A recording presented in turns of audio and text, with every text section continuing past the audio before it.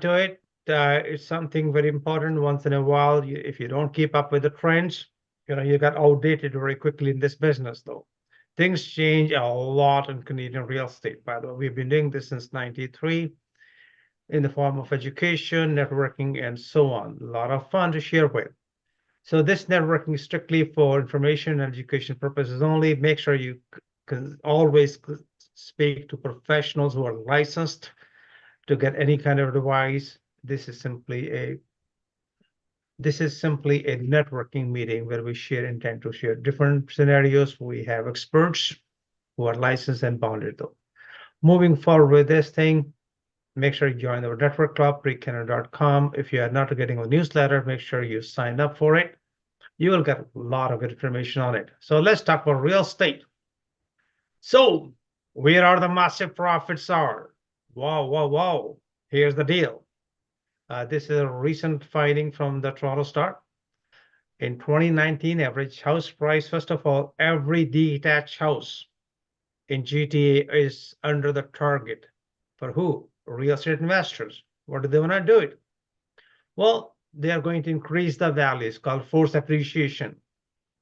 And the government of Canada just announced today, starting in January 15th, 2025, so you have about 3 months notice ahead of the time, that they are willing to help you to finance up to 90% if you're turning your single family home into 4 units, provided you are going to live in one of the units. And this is a good news. So in 2019, average house price, people who buying and flipping it, adding value, they average bought a house for 1.2 million and they sold it for approximately 3 million. It took them about 13 months altogether. 1 year plus 40 days, you can say, or 35 days or 32 days. So this is how long does it take to get proper building permit and get it done and resold it.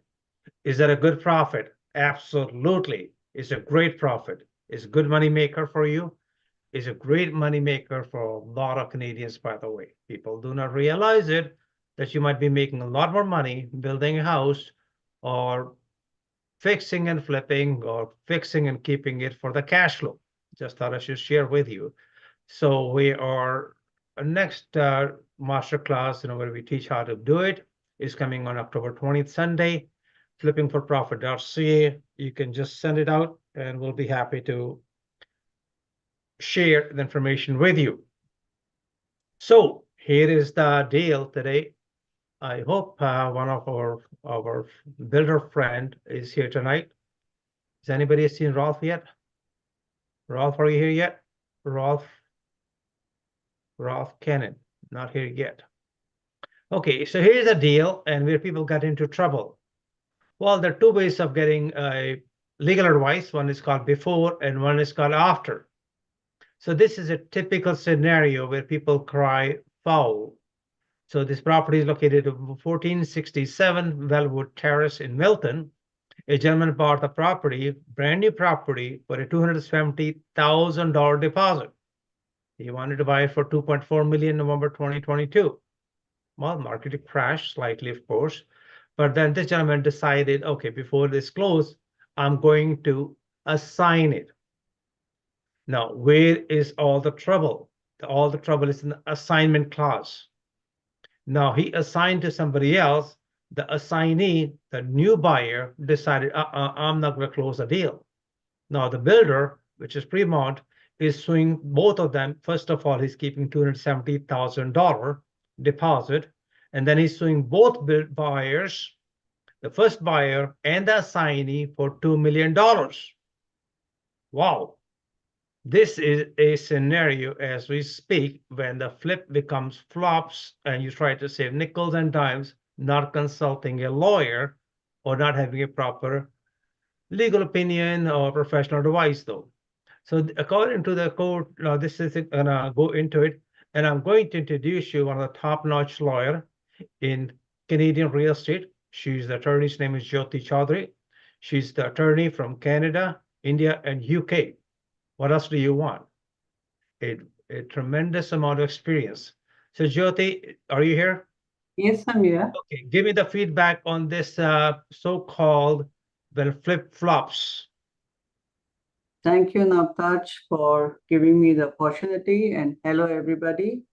Now, this is a scenario which is not that uncommon these days, that people have booked in 2022 and they are not able to close in 2024 because either their appraisal is low or the mortgage rates are higher than what they expected. They're not able to get a mortgage.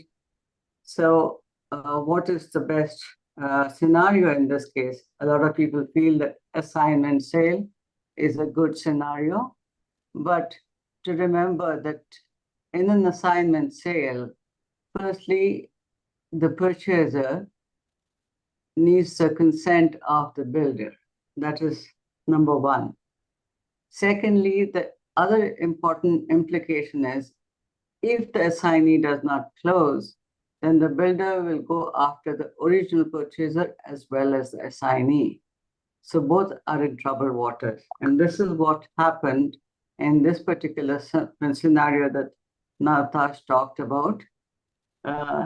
According to court documents, in November 2022, a buyer agreed to purchase a home from Fremont Home for $2.4 million, just as Navtaj had mentioned. And that was supposed to close in March 2024. But the buyer took the permission of Fremont and sold it on an assignment to another buyer who's called assignee in March 2024. But what happened? The assignee or the new buyer could not close or did not close. He walked away. And so the original buyer lost the $270,000 deposit. And the buyer, Fremont, is taking both the buyer and the assignee to court for $2 million in damages. Now, this case has a long way to go. It has not been decided yet. But for sure, things are not looking good for either the original purchaser or the assignee. So in general, whenever somebody fails to close on a real estate transaction in Ontario, it is really bad for the buyers, especially, and sometimes even for the sellers. Now, if you do not close and a court determines when it goes to litigation that rescission or voiding the contract is not available, the purchaser will lose his deposit. Also, the builder will sue him for all the damages and legal costs. This is a very, very troubling scenario, especially when the value of the home is declining. So if they bought it for, say, $2 million and it is now $1.5 million, the builder can sue them for the difference that they have lost. So what happens normally when a purchaser purchases a new home, he gets to choose all his finishes, all his tiles, colors, and whatever else that he has in mind to make his dream home. But when the house is ready, he probably finds that there are lots of changes to his selection. And this is not what he wanted. It could also be a mirror image. So this is something that he doesn't like. And the first reaction for the purchaser is to threaten not to close. But that's not a good reaction. Because what happens is when the builder gives, sells a new home, they have it in the clause that they can substitute material if it is not available. So they are allowed to substitute some of the finishes and the materials. And they are within their rights if they're not given them the colors or the materials that they asked for. But even if the purchaser is very dissatisfied with the builder, refusing to close is not a good option. And he cannot win this case and say that the rescission of the contract will be awarded by the courts, because that is very, very rare, and only very, very, what should I say, seldom circumstances will the court award rescission as a remedy. So only when the court feels that the builder knew that the modification that he gave was necessary at the time of the agreement that the purchaser signed, but he never brought it to the purchaser's attention. In that case, there is a possibility that the court will award rescission of the contract, because the builder had prior knowledge of it and he was supposed to have brought it to the purchaser's attention. But otherwise, like changing value of the property, or not being able to get a mortgage, or not getting a good appraisal, these are not considerations for which the court will award rescission of the contract.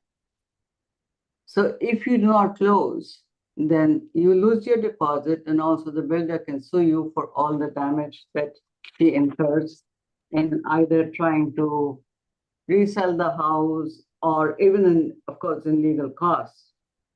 And when the value of the property is declining, then of course the damages that the builder suffers are more, and he's going to sue the purchaser for those damages as well. So when the builder does not give something that he has promised, the purchaser should close the deal, but what he can do is go to TARION, which is the Ontario New Home Warranties Plan Act, and seek some remedies from them. That is better than not trying to close and saying, okay, I have not got what I asked for, and this is not the deal that I wanted. He should close, and he can go to TARION and get his remedies from TARION as far as possible. That is my take on this particular scenario. Of course, this is a huge topic which can be discussed in detail at some other seminar or webinar. So for now, I think that's my take on this. Great. Thank you so much, Jyoti. Appreciate it. Now we're going to keep you updated what happened with the lawsuit. Anybody interested to know what happened with these type of lawsuits? They're going to drag on for a while. It is a breach of contract.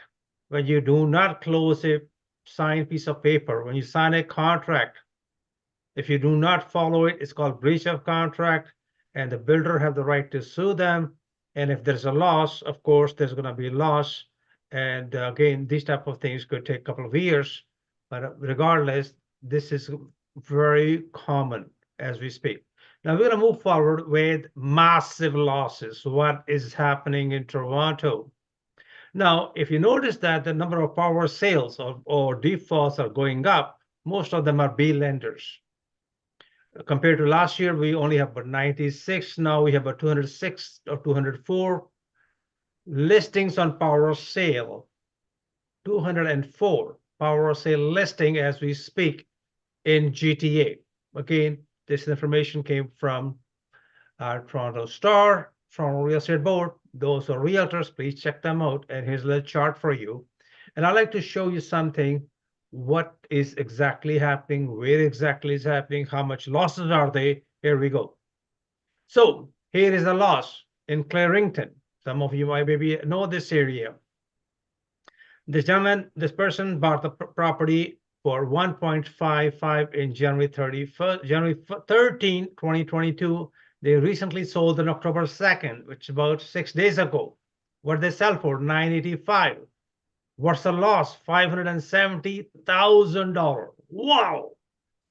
$570,000? Whoa, whoa, whoa. 37% plus all other expenses, land transfer tax, the realtor's fees, legal fees, and so on. I'm sure the loss is a lot more than 570. And again, it's heartbreaking. And this is real estate. When it goes up and down on the sideways, and these are not, I don't think these are the investors, these are regular homeowners. So the next one I'd like to show you in Woodbridge. Now, this piece of property, people bought it And here is a scenario. This is something I discuss all the time. Look at this piece of property. They bought the property in first owner bought the property for 1.28 million on September 18, 2020. And they sold it in February 2022 about 2.375. Wow, made about $1 million profit. Now the new owner who just bought it now went into difficulty. He ended up selling the same property in again. It is sold on October 1st, about 7 days ago, for 1.87. Loss is about $500,000 plus all the expenses. So if you can see it, where is the profit? $1 million profit, and where are the losses? And you look at the time frame, and this is the chart we discuss all the time. We show you when to buy, when not to buy. Again, hey, these are the facts and figures, black and white facts, only facts. Next thing I'd like to show you in Browntown or Brampton, I call it. Forgive me, please, if I don't want to find anybody. The loss is about 487,000, which is almost $500,000. What did they buy? They just sold the property on September 18th. What did they pay? They paid 1.6 million, 1.672 on February 16th. Anybody who bought a piece of property at the peak of it, they have to sell it. Wow, it's not very pretty though. Next thing I'd like to share with you, another loss. This is again in Brampton, it's semi-detached house. Can you imagine that somebody paying a $1.4 million 1.4 million for semi? Well, that is what happened during the boom time. And during the boom time, people just go crazy and they don't realize it. How much are they paying? But they're paying a lot of money. But unfortunately, and the loss of 415,000, even as we speak, it got sold on September 24th for 985. Would you pay 985,000 for a semi-detached four-bedroom house? It's still, in my opinion, a little pricey. But again, if you look at the affordability, the number of listings, maybe it's a good deal. Next thing I want to show you also in Mississauga. Wow, loss of 328,000. What did they pay? Well, they paid almost like 2 million, 1.98 and for April 4th, 2022. And recently they sold for 1.6. 328,000. Well, it's not a big house, maybe 2,700 square feet, maybe 2,800 square feet. But it's still a big loss though. So again, talking about a loss, there's another one in Don Valley. This is simply a detached bungalow, sold for 1.5 or 1.6 in February. Now it's sold for 1.2. Again, it's a good neighborhood, but again, hey, people lost $350,000. Now just be aware of it. There's something, a reason I want to share with you for a good reason. It's not about the grade. That's why you need the professionals to work with you. If you're going to work on this thing, hey, fear of missing out or FOMO, whatever it is, it's going to cost you a fortune though. And there's another one in Richmond Hill. Again, they paid 2.8 million. Recently got sold for 2.5. It's not that bad comparatively, but 250,000 loss is still a huge loss though. Again, just thought I should share with you. This breaks my heart. This really one breaks my really heart though. The reason being simple, I like the area of Clarington is right. This house is about 2 minutes walking distance of Lake Ontario. Beautiful subdivision, beautiful house in my opinion. They paid 1.5, 1.6 on January 3rd, 2022. Recently got sold for 1.275. Loss of 300,000. It's a beautiful subdivision, by the way. But again, 3,500 square feet for that price. Wow. Well, I just thought I should share. Another one in Hamilton, by the way, loss of 250,000. I just want to share with you something. Now, what's going to happen now? What are we shifting? Now, we all realize it that to afford a house, you can't do it in one income or double income. Maybe you need 4 incomes. It's okay to have maybe multiple units in your own house, though. So the government of Canada is coming up with it. This is a new business model. These are the builders coming up with ideas. Hey, can we create a multi-generational families? So this is something you may gonna see it in Brampton recently coming up soon. Just thought I should share with you. Something about Toronto investors. What does Stat Canada find? That most investors want to buy a smaller unit or higher rent. Well, not funny, not surprising. Well, we all know that, but again, this is it. Saskatchewan, Saskatchewan, the prairies. No, they want people to come in there. And there are some towns, they say, hey, come down, we're going to give you $30,000. Come and build a home here, which you're going to see it all the time. And if you want to have a second door, it'll be another $8,000. Just thought in case you are interested in doing that. Here is the scenario in Toronto. Is Toronto becoming another big apple? It's becoming a New York. Now here is a 25-unit building for 14 million. What exactly is it? It's on College Street. It was a storefront. And they built, there's no windows on both sides, by the way, windows on the front and the back, but they have the zoning. What is zoning for hotel and short-term rental? Now, if you look at the price figure, it looks pretty pricey, but if you look at the cash flow, it makes sense. It brings about $57,000, which more or less cover the tax portion of the whole building for a year. $57,000. Again, welcome to Toronto. You have to become creative. And this is where the opportunities lies, by the way. People are defaulting, especially B lenders. And even as a matter of fact, as we speak, the bond market is going up. So I don't believe that fixed rates are going to come down for a while because the bond market is going up and up for last one per week. Anyway, so here is another person I'd like to bring it in. She is the international bestseller 12 times. She's my half sister, my sister from another mother.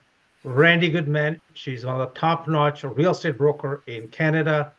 And she is one of those persons who can deal with an average homeowner to very sophisticated investors. So Randy, what do you have today and what would you like to share today? Well, thank you so much, my brother, for having me here. It's always a pleasure. So I'm just going to talk a little bit about what's going on in the market. So we're in the final quarter of the year. There's tons of opportunities out there, as Navtej has been sharing with you. And there were almost 5,000 deals last month. Now, 5 months of inventory on the market, which means properties are sitting for an average of 5 months before they get sold. It's definitely in the buyer market territory. 1 in 5 properties are selling right now. Detached sales are up about 10%, 1.4 million on average. Condo sales are up 2%, averaging around 700,000, although it's a terrible condo market right now, down from 3.5% from 1 year ago. So it's holding pace with last year in condo sales. So not much has changed there. Banks are talking about another 0.5 point drop in December, another 0.5 point drop in January. We don't know for sure.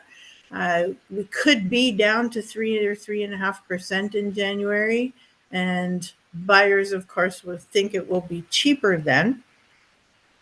And they're deferring their purchases because they think it's going to be better, but it's actually a really great time to buy now. Buyers don't want to purchase at the current rate, and they don't feel any urgency to buy as they see so many properties coming on the market as well. So buyers will go up. We'll see many more buyers. The rates will go down, and there will be many more buyers out there. But guess what? The prices will go up.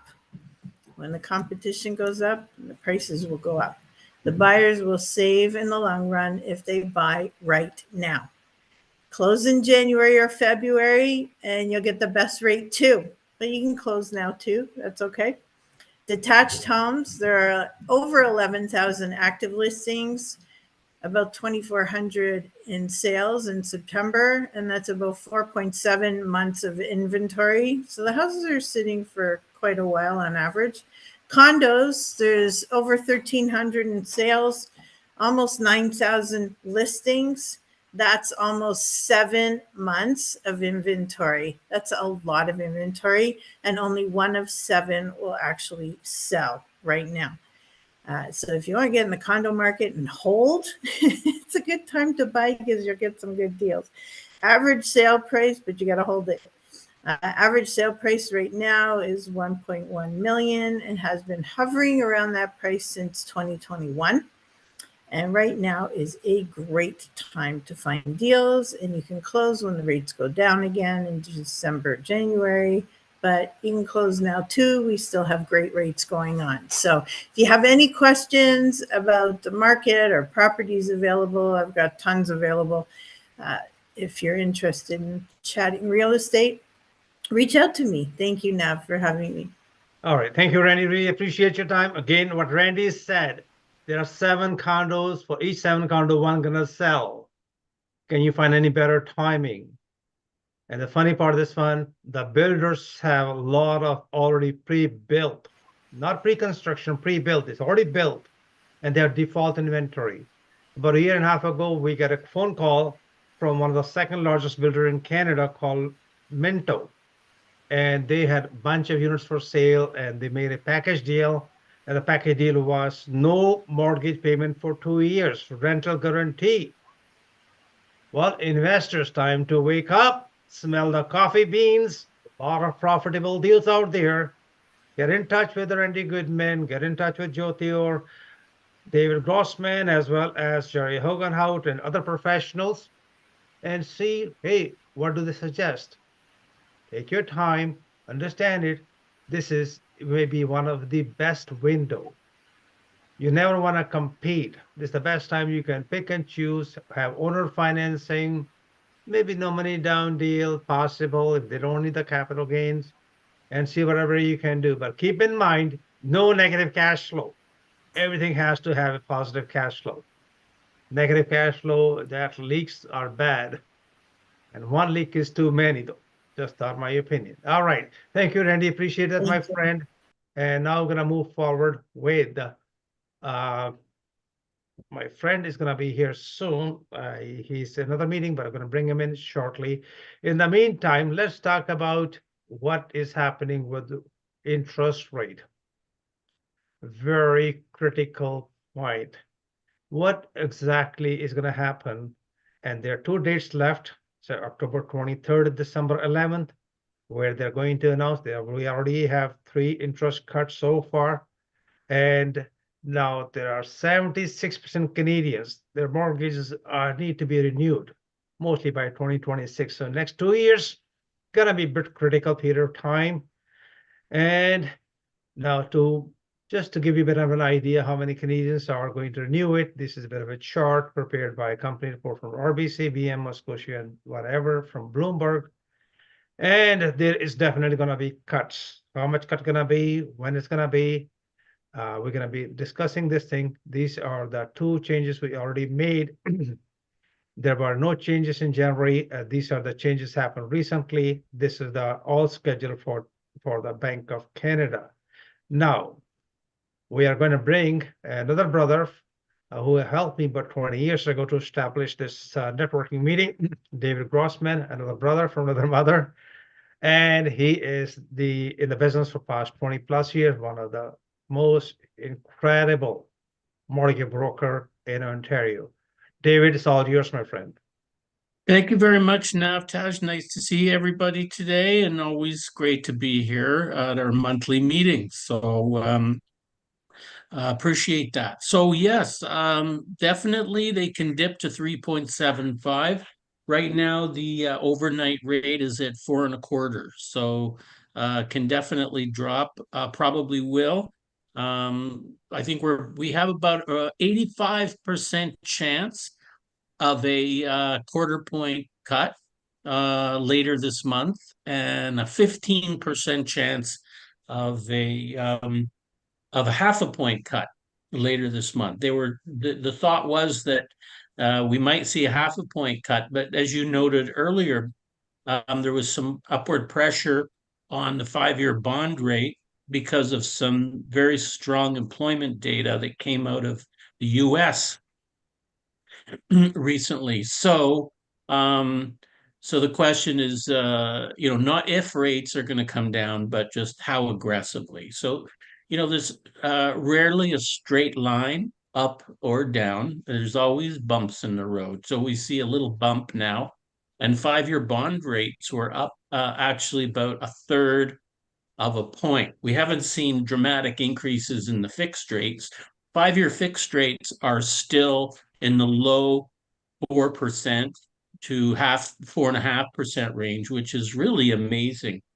And something Randy was saying, reminded me of a quote that I saw today that I thought was great. So I wrote it down. I'll read it to you.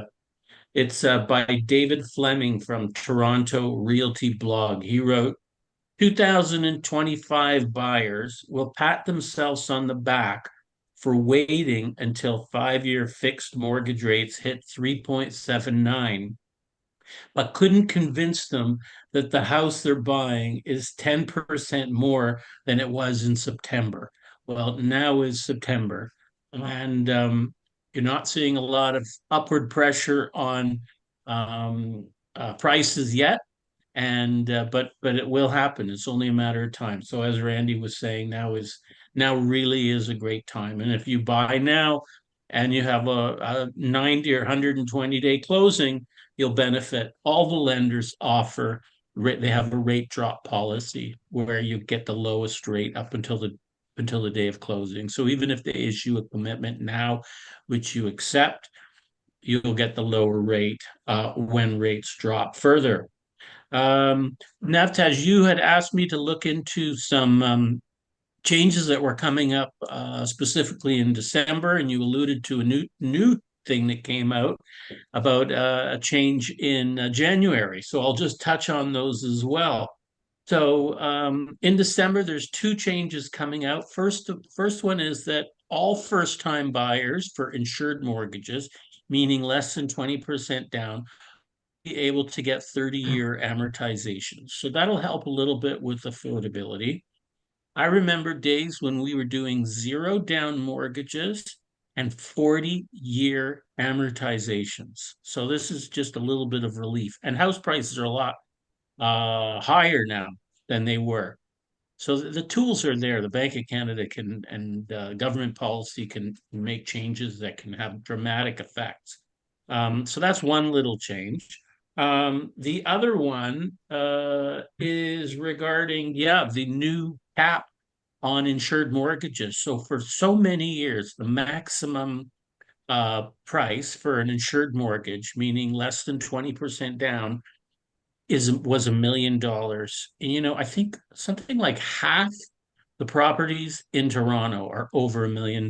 So they're due for a change. And there's many cities across Canada where you have real estate over $1 million. So as long as your price is under 1.5 million, you can buy for it could be around 10%, actually slightly less than 10% down, up to 1.5 million. It's 5% on the first 500,000, and then on the next million, it's 10%.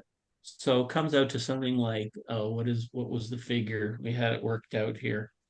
100, I think it's 125,000. So you can buy a property for just under, it got to be like 1,499,000, and so on and so on, and 99 cents. $125,000 down. Of course, you have to have the income to support that, provable income, and great credit. But that is going to be doable in December. And the last thing that's happening with respect to those kinds of changes is that refinances, you can get insured refinances. Used to be able to do insured refinances up to 95%. A few years ago, that was changed. No more insured refinances. So you could only refinance up to 80%. That is going to change.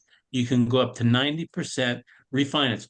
Only one catch, and that is that you have to be building a second suite. That's a pretty big catch.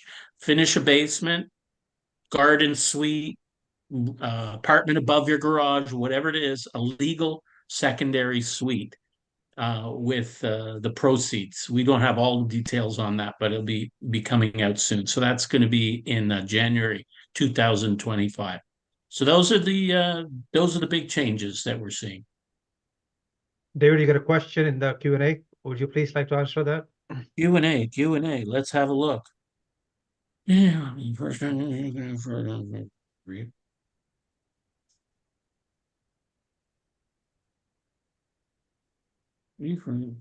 Probably first time the interest rates could go down further. I'm not really. Good to see you too, Verinder. Do you think probably first time the interest rates could go down further? And so is the resale home price. Well, I mean, I think that prices are down on condos, but resale home prices are going to be going up. I think everything's going to be going up once these lower interest rates really start to have an effect. Takes some time before it really makes a difference. But we're getting there. We're getting there. Rates are significantly lower now than they were a year ago. And I think people are just holding off because they want to see if rates are going to go lower. But there is pent-up demand. There's massive demand for real estate, housing shortage. And so, no, I don't think that both are going to go down. Really, no, I don't. I think though demand and supply is a factor, investors, buyer remain worried too much about looming downturn. No, I really don't think so. I think because of the demand for real estate and how strong it is, that house prices will go up and that lower interest rates are going to help to make that happen. And it's only a matter of time. I believe there's a lot of pent-up demand and there's a housing shortage. So people are going to start making moves soon. But thanks for your question, Verinder. That's just my opinion. I'm not if I had a crystal ball, it would be a different story, but that's my opinion. All right. Thank you, David. Appreciate that. Thank you. Now, Thanks a lot. all right. So once again, David Grossman, 416-876-2031. Please text him right now if you like. A lot of you like to have a personal and private consultation with any of those speakers. You are requested to call them directly. Now we're going to bring our next special guest, and he is doing it out of, okay, I'm going upside down. Okay, where you go? I like to bring something which really bites us every day, the taxes. Average Canadian family, how much taxes do you pay? 43% of your income. Wow. That include all kind of different taxes by the payroll tax, sales tax, HST, property tax, carbon tax, health tax, fuel tax, and of course, alcohol and tobacco taxes. And what we don't learn, what we need to learn, what we should know. So for us tonight, we're going to bring somebody very special. So special, the gentleman's name is Jerry Hagenhout. He is one and only one Canadian licensed in 5 different separate regulated investment marketplaces. And he's also CPA, he's also an investor. So he knows how does it feel being an investor in this market. Otherwise, when market goes up and down, and he's also going to enlighten us about something special, which we don't like it, the taxes. Jerry, are you there, my friend? I am. Can you hear me, Nav? We can hear you loud and clear. If you can speak a little louder, that will be helpful. I will try. Great. Well, thank you again for inviting me to speak tonight. Great to be here. Good to see all my friends from the real estate group here. Yes, taxes, taxes, taxes. Now, good introduction. We are getting killed with taxes. But one thing I just wanted to talk about tonight quickly is someone had asked me about change of use. So lots of us are real estate investors. What happens when we move into a house that we're now going to rent out? Or the other way around, we have a rental property and we're going to move into that house to live.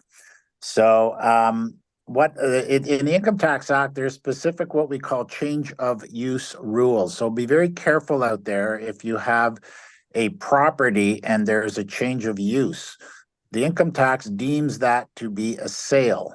Okay, so if there's a change of use, if you go from principal residence to rental, technically there's a sale, a deemed sale. Same with the other way around. If you go from a rental into a principal residence. There's also the principal, as most of us probably know, every one of us has one principal residence exemption. A married couple only have one between the two of them. So that's very important when we deal with these change of uses. We have, let's just say, a house and a rental property, and we're going to move around between the two. How do we apply this principal residence exemption? And the one good thing is we really don't have to deal with that until we sell one of the properties. So, so really what happens is we can strategize, and in very simple terms, we usually take the property that has increased in value the most. So again, you don't technically have to live in your house to claim it as a principal residence exemption.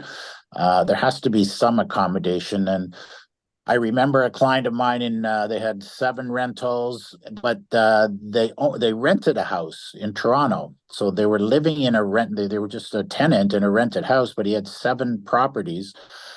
And we wanted to use that principal residence exemption. So I said, well, make sure in one of those rentals that you're using the garage. Okay. As long as you're using the garage, we can claim that as a principal residence, or at least a portion of it. So it's very important to realize that things happen when you change use. Now, here's something that you should also know. If you change a rental, so if you move from the house that you're living in, so you live in your principal residence, and now you decide to rent it out, okay, which again becomes a deemed disposition, and for the period of time you're renting out that house, it does not qualify for your principal residence exemption. There's a form that we can file that allows us to move out of our principal residence, but still maintain that house as our principal residence for up to 4 years. That's a very important document. We actually use it quite a lot. The one problem with that form is we are stating to CRA at that time that is our principal residence, which in most cases is okay. But again, as I mentioned earlier, we really determine the principal residence exemption at the time we sell a house. So many times I've dealt with clients and they sell a house, and we have to decide whether we apply the principal residence exemption to that house, or do we save it for another house that they may own. And another thing that you need to know is there's a calculation that's involved that is basically the number of years. So it's not just automatically the entire gain is exempt. There's a calculation we go through that says, how many years did you own the house? How many of those years are you claiming it as your principal residence exemption? So you might have owned a house for 10 years and we're only going to use 6 years to claim that as your principal residence exemption. So there's a bunch of calculations and formulas that we need to do. So that's important to realize.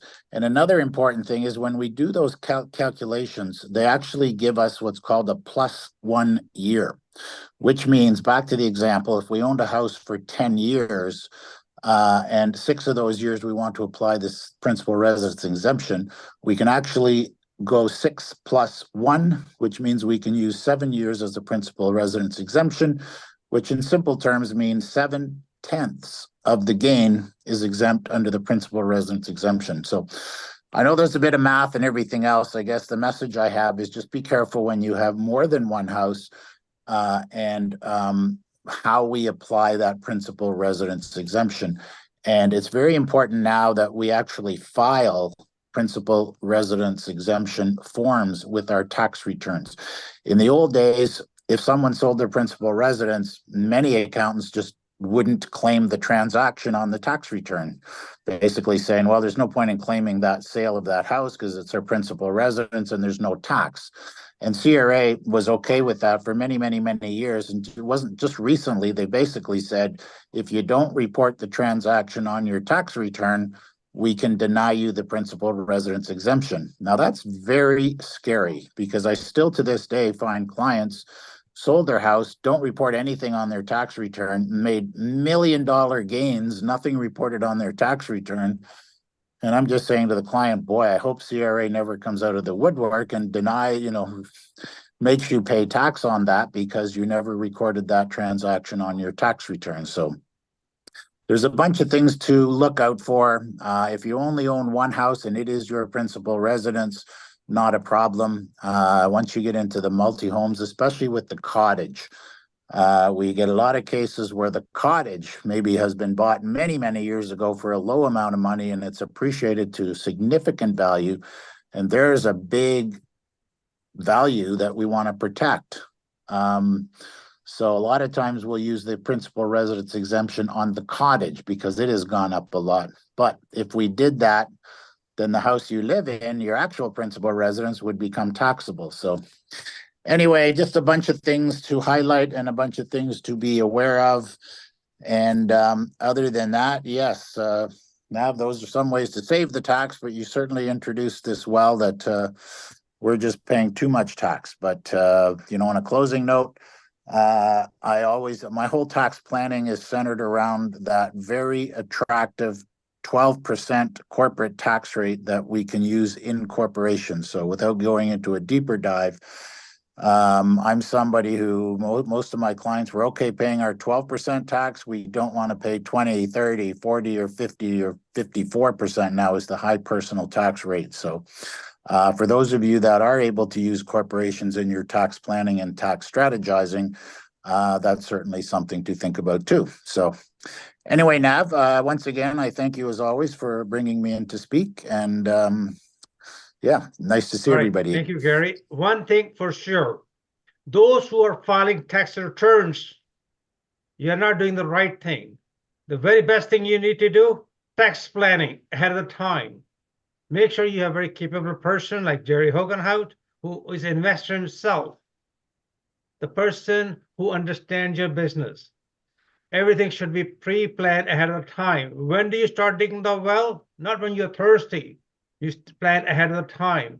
Real estate business is all about planning, having experts in your side, whether it's a mortgage broker, whether it's a realtor, whether it is a taxman, or whether it is your lawyer. All these people play a key role if you have them ahead of the time in your team, before you acquire anything, before you sell or dispose any of your assets. It is extremely important. Once again, those who want to get in touch with Jerry Hogenhout, 416-979-7426, CanadianInvestmentServices.ca is the website, and Jerry himself conduct a monthly meeting of his own. You're welcome to go to his website, check him out. If you need to speak to him, you got any question, he'll be happy to answer for you one-on-one, privately if you like. And I feel sometimes, this type of platform as a network, a lot of people don't want to discuss their personal information. It's better to send them a text message and we take it from there. Jerry, thank you very much, my friend, once again. Thank you, Nav. Take Really care. appreciate it. He was out and about, but he made an effort to be here tonight for all of us. Thank you once again, Jerry. Now we're going to move on to something about real estate. Now, what is happening with this so-called condo? Out of 7 condo, 1 gonna sell. When the bubble burst, what happened? A massive glut of condo apartments in Toronto. They are sinking the housing market so badly. Oh, Lord. And those who are speculators, the rents are not going that great. And as a matter of fact, the rentals are coming down. These are the hardcore fact. People think, hey, speculators don't get burned, or speculators have the mindset it's okay for them to a loss because they're used to it.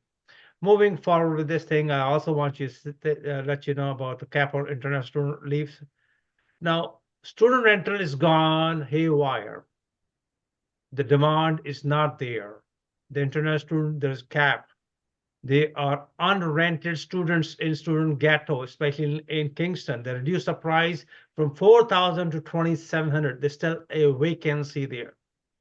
There's a cap on international students now, and now there are a lot of searches going on, and there are more beds and a lot less demand. If you happen to be in one of these areas, just be aware, and it might be a good time to change your strategy. Know the facts rather than, hey, gossips. So the mortgage rules, which David have discussed already with you, they're going to come as effective as January 15, 2025. If you already own a property, if you live in one of the units, you're welcome to both 4 more units as long as that total value does not exceed $2 million. We will be discussing this information as we go along, possibly in November and December and even January meetings. And we will give you a little bit more information and preparation. Again, the reason why I want to share this information for you, if you're planning on doing it, please talk to David Grossman or somebody else on your profession. Plan ahead of the time, please. It's very important for you to know. Next thing, what is the basic formula of buying a house in Canada? Whoa, a lot of people may not ever heard this thing. It's called 20-30-3 rule. No, it doesn't work in Canada. It does. What does that 20-30 rule mean? You must have 20% down, especially for a principal residence, and the shelter cost, the total mortgage payment shall not be more than 30% of your gross household income, and the price of your house shall not exceed more than the 3 times of the gross household income. If you break that rule, you could be in trouble. Now, a lot of you never heard this rule, but this is the golden rule, especially for those families who want stability, who don't want heart attack, who can't say, okay, I'm paying 70%, 80% of my all the income toward the housing. I'm renting room by room, hourly day basis, or monthly basis, or weekly basis, and even struggling. So again, this is a very good, solid formula in Canada if you want to buy a house. Now, I promise you're going to share 3 different strategies with you tonight. This is number 1 strategy. Number 2 strategy, I think, is rentals. Now, what kind of rental do you want to market you're going to be in? Well, there's only one way of rental, in my opinion, and 99% of people don't do it right. What is the right one? Furnished. Always furnished. Higher rates, have much better tenants, super low vacancies, and increased profitability, and it is great. There are companies who are able to help you, run it for you, and given a choice to you, why not get rent on a weekly basis, bi-weekly, collect the rent weekly, bi-weekly, monthly, whatever you like, but don't rent monthly, and keep making the payments accordingly. And again, nowadays, if you look at it, the sofa becomes bed or day bed or whatever it is. And as a funny thing, this one is people who are renting these type of units are different breed of tenants, totally different altogether. And it could be a short-term fix for a lot of Canadians who are struggling. If you can afford to create, this is a beautiful strategy, in my opinion. You want to maximize your returns. It works. But there are a couple of other steps that we do. Some of the superstars here tonight, and they know what to do. Let me ask you a question. The winter is coming. How many of you love to have a fireplace in the bedroom when you come home or you go to sleep? Is it a good idea? Do you like a fireplace? Well, hey, if you put Q&A, just say, hey, I love fireplace. Fireplace, what does it cost? And rent goes up by how much? How often do you see a rental unit is a fireplace? It doesn't cost much. Anyway, just thought I should just share with you. Now, the thing what I'd like to also share with you are where are the cheapest properties? Are they Newfoundland? Are they PEI? Or is there Cape Breton, Nova Scotia, Sault Ste. Marie, Brandon, Regina, Edmonton, or South Peace, which is part of BC? These properties are dirt cheap. Who said BC is very expensive? There are towns where there's a huge demand and it makes a lot of sense. And you look at the benchmark prices for these properties though. So another one which is called rent vesting. Some of you might have heard about it. Somebody may not have heard about it. Here's my question for you. And I want some of you would like to answer it for me will be great. Even from our experts here tonight, we have a bunch of them tonight. Given a choice to you, would you like to buy a rental property or a principal residence? What would you prefer as a first piece of property? What would you like to have? You can put in Q&A if you like. And rental property, would you rather buy first or you'd rather buy a principal residence in Canada? Now, rent vesting is a great way of doing business, by the way. Mr. Principal Residence, Kevin say rental, Donna say rental. Well, all of you are correct, but again, it all varies with your expectations. Now, rental investing, what does that mean? You have a lot of write-offs. Everything's write-off. Even the down payment can be all borrowed 100%. Wow, can you do that? And principal residence, no, every expense you're gonna pay after taxes. If you're getting 10,000 a month income, you don't bring 10,000 home, you bring barely $5,500 home. Then you pay again, and it's you cannot claim it as expense. So rent investing works like this, that if you want to buy a piece of property in a town which is smaller town, you buy it, you wait until you build a lot more equity, and then you sell it down the road, and that equity you can just utilize to buy it down the road. Now, this thing works in certain cities. What cities does it work? How does it work? Are there risk factor? Yes, there is. In any investment, there's going to be a risk factor. Again, depending upon yourself, your understanding, and what is your strategies are. Now, the rental income also builds some equity. Again, you want to have definitely positive cash flow. Even that cash flow you have it can be all written off, by the way.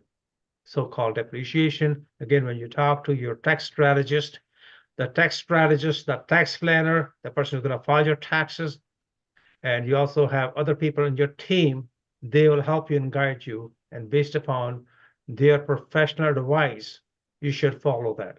So here is in Toronto, what's the monthly rent? 2820. What's the average condo price? 748,000. Can you make income? Would it cash flow? Maybe not. Okay. Again, be aware these are average rentals. On the other hand, you can go to cities like average condo in Edmonton for 204. What is the rent? What's the positive cash flow? If you own a condo in Edmonton, you could have about $667 per month, and you could be buying this condo maybe 10% down, 20% down, 5% down. If you look at it, the payments are $886. The rent is much higher. So these are about 6 different cities or 7 different cities. I suggest if you want to do that, if you live in Edmonton, Regina, St. John, Saskatoon, St. John, Winnipeg, and Calgary, even Calgary has kicked in, by the way. Average condo is about $341. The rents are not that bad. It's about $2,000. If you look at the difference between Edmonton and Calgary, the rent is about $500 more in Calgary. But if you look at the price, it is almost 1.5 times. So given a choice to you, for those who want to do rent vesting strategy, I will definitely suggest that you should definitely look into Edmonton, Regina, as well as Saskatoon, because you want to look at the price factor, how much money you're going to put it in, and what kind of cash flow you could have, and how you can build it for the long-term strategy, though. Again, this is something I'm going to skip that. Now, the best thing, again, average income of 62,000 in Toronto, you can only buy for X amount of houses. Now, again, these strategies one must look into very carefully for the long-term basis, minimum 3 to 5 years or 10 years. And again, in Toronto, we recommend different strategies altogether, but just thought I'd just share with you. The rent vesting is a great strategy though. Here is something we are facing in Toronto. We didn't have Rolf Cannon tonight. I wish he was here. He is not here. Rolf, are you there? Rolf Cannon is one of our apprentice and a builder. He is not here tonight. Okay. So here is something, one of the greatest architect. I'm really fond of him. He is requesting a minor variances, turning a single family home into 9 units plus 2 more units altogether. And this is how it works. Now, the trouble is this one with this particular deal is the neighbors, they don't want to see that 10-unit building. They don't want people to go up. Again, somebody want to pull the leg on you. So this has gone to committee of adjustments, by the way, those who are interested. This is going to be one of the top-notch strategy to multiply your income or multiply the value of your real estate in GTA and Vancouver. Why is that? Simply, you might be able to turn certain properties, single-family home, to 20, 40, or 60 units. But there's some glitches. If you want to develop a single-family home in Toronto, you know what the development charges are? $200,000. Wow. Plus educational, plus other levies altogether. So you're looking at a fairly large number. On the other hand, when you are converting something like this is a little different ball game. Now, the question is, in these type of developments, when you're creating a rentals, I believe the development charges in Toronto is about 50,000 per door, 55,000 per door. And you don't have to pay up front. I do believe that the city allows you over the period of 5 or 10 years to pay it off though. So this is the second time they shut down. Again, if you look at it, the developers of Green Street Homes, the architect Craig Race, and the planner again is a Great Toronto Acre Survey Inc., by the way. Now this is more or less 91 Barton Street. And again, the height is 44 feet. There are some restrictions. Those who are in the business, they understand it. And it's a 3-story and 2-story. Number of units are going to be 11, and 1 unit will be rented out at a program called AHP, Affordable Housing Program though. Now, those who are interested to learn more about it and want to explore more about it, stay tuned for next few meetings.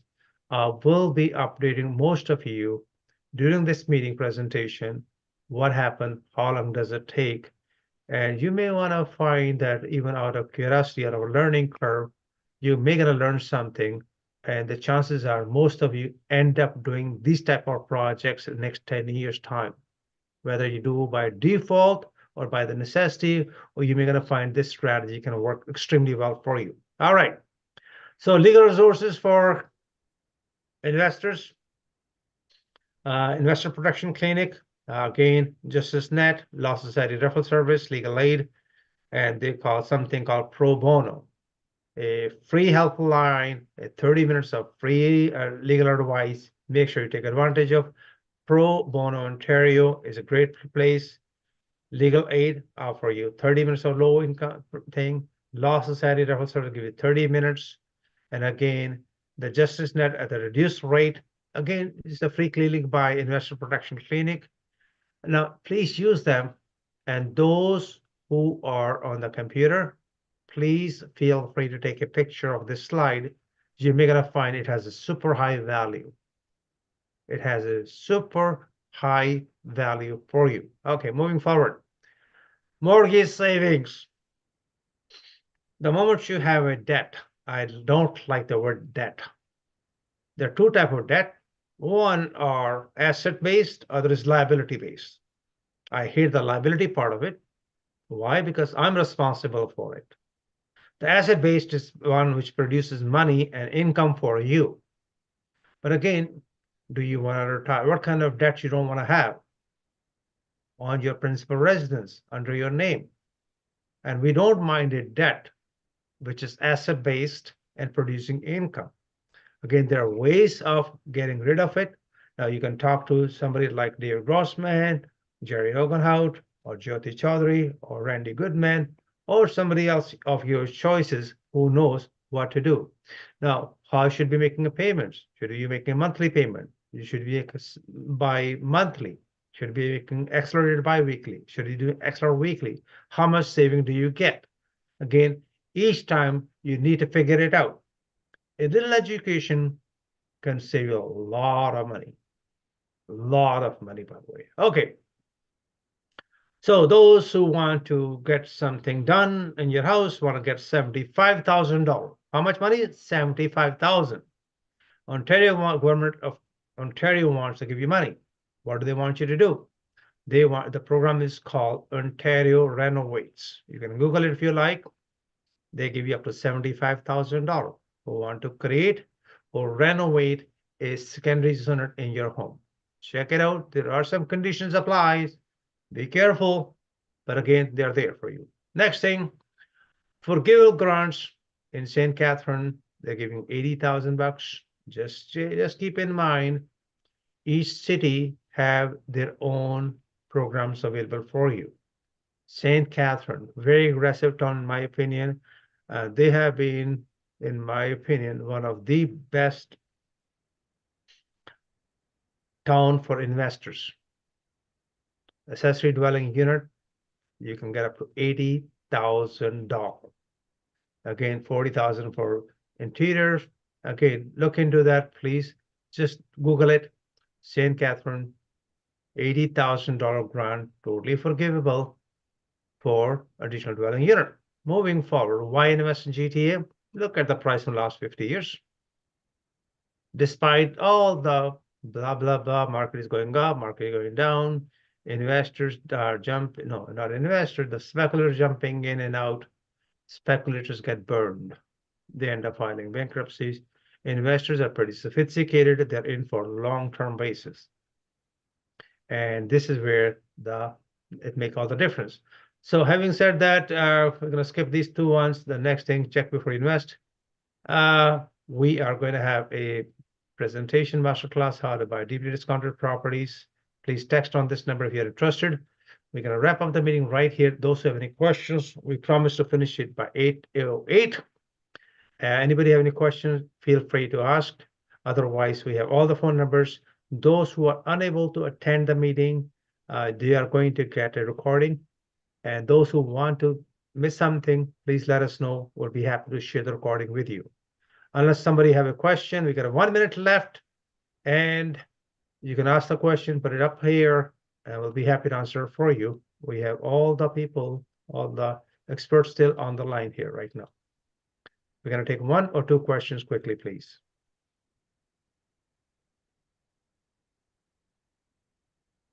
All right. Seems like no questions. I sincerely want to thank everybody for being here tonight. We're going to keep this meeting short and sweet, to the point, give you all the meat and potato right away, all the meat on the bones, and no fillers, please. All right. Thank you once again. I appreciate your time. And thank you all my special guest speakers. Taj, and good night, everybody. Thank you, Jyoti. Appreciate that, my friend. What are the programs available in Ottawa area? Ontario Renovates. Mr. Singh. Check Ontario Renovates, and that's the best program available to the best of our knowledge. I hope that answered your question, Mr. Singh. Thank you. Anybody else have any questions? I guess most of people have left. All right. Thank you very much, everybody, and good night. Thank you once again, Vladimir. Good night, everyone.